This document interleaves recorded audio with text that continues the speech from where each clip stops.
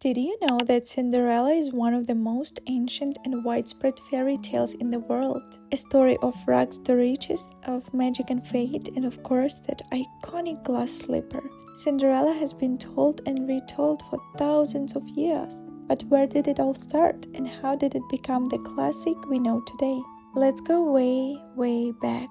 Before Disney, before the Brothers Grimm, before even Charles Perrault. The first known version of Cinderella comes from ancient Egypt around 2000 years ago. It was the story of Rhodopis, a Greek slave girl whose sandal was snatched by an eagle and dropped into the lap of the pharaoh. Seeing the beautiful shoe, he searched for its owner and made her his queen. Sounds familiar, right? Another early version comes from China, featuring a girl named Yi Jian, who had a magical fish that helped her until her cruel stepmother killed it. But with the help of a wise spirit, she still managed to attend a grand festival, lose a golden shoe, and be found by the emperor. Fast forward to 1697, there lived a man named Charles Perrault, born in 1628 in Paris. Perrault was not the typical fairy tale writer you might imagine. He wasn't a mysterious old storyteller who lived in the forest. No, Perrault was a lawyer, a member of the French Academy, and a well-respected intellectual in the royal court of Louis XIV. But, despite his serious profession, it was his imagination and his love for stories that would shape his legacy for centuries to come. In 1697, Perrault published a book that would change the world.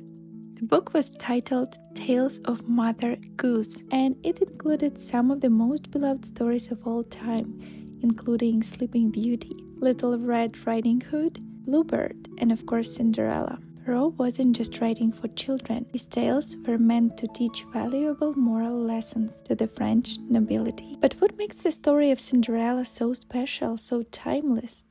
To understand that, let's dive into the tale itself. Cinderella, also known as Cendrillon in French, begins with a beautiful young girl who lives in a modest home with her cruel stepmother and two stepsisters. She spends her days doing all the hard work around the house, cleaning, cooking, and taking care of her family, while her stepsisters lounge around selfish and spoiled.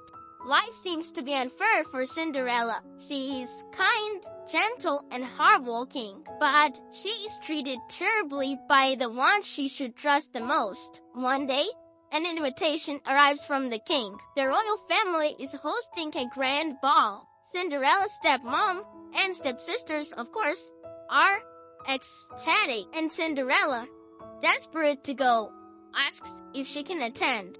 Her stepmother, seeing the idea of Cinderella in a beautiful gown as absurd, cruelly gives her impossible chores to complete if she's to go. Yet, Cinderella doesn't lose heart. She continues to work. Then, out of nowhere, a fairy godmother appears, using magic to transform Cinderella's rags into a beautiful gown, complete with sparkling shoes, glass slippers. But there is a catch.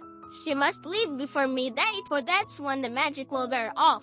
Cinderella arrives at the ball, and the prince, who has been searching for someone to love, is immediately smitten with her. And just before midnight, Cinderella remembers the warning and rushes out of the palace, leaving behind one of her glass slippers. The prince is determined to find the owner of the slipper, and when he does, he places it on Cinderella's foot. It fits perfectly, of course, because only Cinderella is worthy of the prince's love. She's no longer a servant girl, but a princess, and they live happily ever after.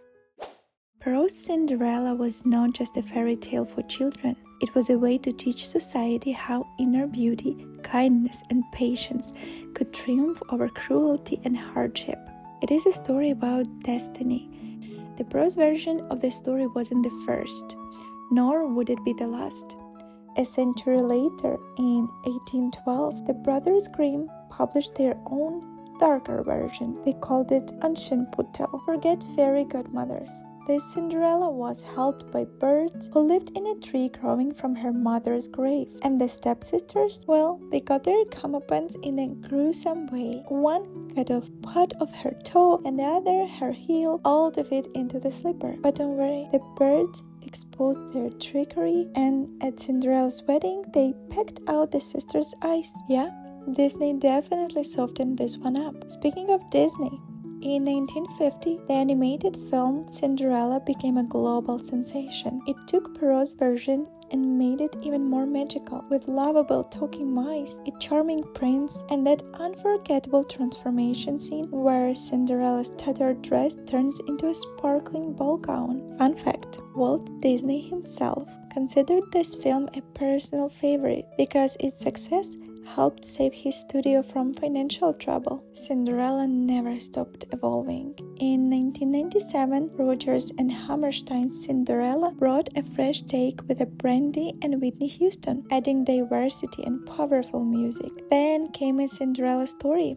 2004, turning her into a high school student played by Hilary Duff. And in 2015, Disney gave us a live-action remake starring Lily James, emphasizing courage and kindness. So why does Cinderella still capture our hearts? Maybe it's because we all love such kind of stories. Maybe it's the dream of transformation, of magic sweeping in and changing our fate. Or maybe, just maybe, it's because deep down, we all want to believe that a single moment, a lost slipper, a change encounter can change our lives forever. As we look in Cinderella today, it still resonates deeply. In modern times, we see a new generation of Cinderella stories playing out right before our eyes. Consider people like Oprah Winfrey, who was born into poverty but through sheer determination and resilience became one of the most influential figures in media. Maybe that's the most important lesson Cinderella teaches us today.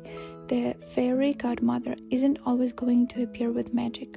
Instead, we have to believe in our own transformation, work for it, and wait for the moment when our glass slipper finally fits. And that, my friends, is the story of Cinderella. From ancient times to today, what's your favorite version?